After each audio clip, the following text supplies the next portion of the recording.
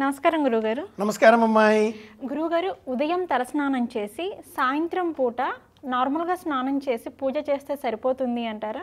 మోక్షానికి వెళితే అని ఒక సామెత ఉంది.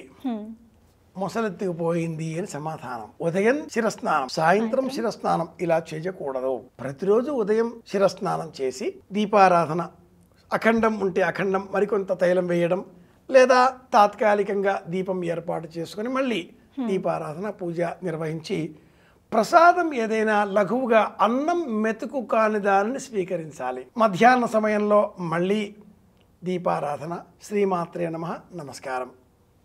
సాయంత్రం సమయంలో ఇక మళ్ళీ శిరస్నానం అవసరం లేదు, కంఠస్నానం చేస్తే సరిపోతుంది. షడ్విధ స్నానాలు, షోడశ స్నానాలు అనేకం ఉన్నాయి. మాంత్రం భౌమం తథాగ్నేయం వాయవ్యం దివ్యమేవచ. సాయంత్రం వేళ స్నానం చేయడం కంఠస్నానమే, మళ్ళీ శిరస్నానం అవసరం లేదు. భోజనం చేస్తే మట్టుకు మళ్ళీ శిరస్నానం చెయ్యాలి. మధ్యాహ్నం ఫలహారం చేశారు, అన్నం తినలేదు, చపాతీలో పళ్ళో తీసుకున్నారు, పళ్ళ రసం స్వీకరించారు, మళ్ళీ శిరస్నానం అవసరం లేదు. సాయంత్రం పూజ పూర్తి చేసి భోజనం చేసి నిద్రించాలి. మరునాడు మళ్ళీ శిరస్నానం. స్నానం అన్న విషయం వచ్చేసరికి సాయంత్రం వేళ ఒక్కొక్కసారి శిరస్నానం చేసేంత తీరిక కూడా ఉండకపోవచ్చు, లేదా అవకాశాలు ఉండకపోవచ్చు, లేదా అనారోగ్యం ఉండవచ్చు.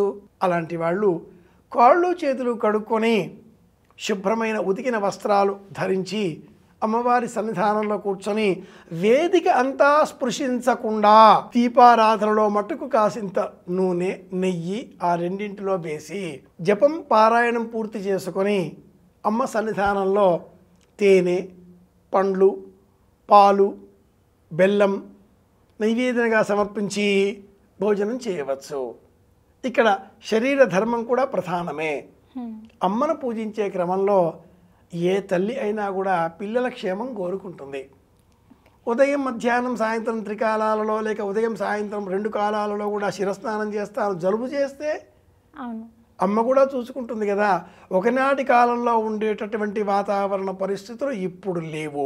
ఇంట్లో అవకాశాలు అలా రావు. లభించే నీరు చెరువులలో, నదులలో ఉన్నది కాక నిల్వ ఉన్నటువంటి నీరు కొళాయిల్లో వచ్చే నీరుగా చూస్తున్నాం. బోర్వెల్లో ఉండే నీరు కూడా పాతాళంలో ఉన్నది కానీ బావిలో ఉన్నది కాదు కదా. కనుక కొత్త వ్యాధులను మనం ఆకర్షించకుండా శాస్త్రాన్ని, సంప్రదాయాన్ని సమయానుకూలంగా మార్చుకొని అనుసరించాలి. ఇది ధన్యవాదాలు గురుగారు. కృష్ణార్పణం.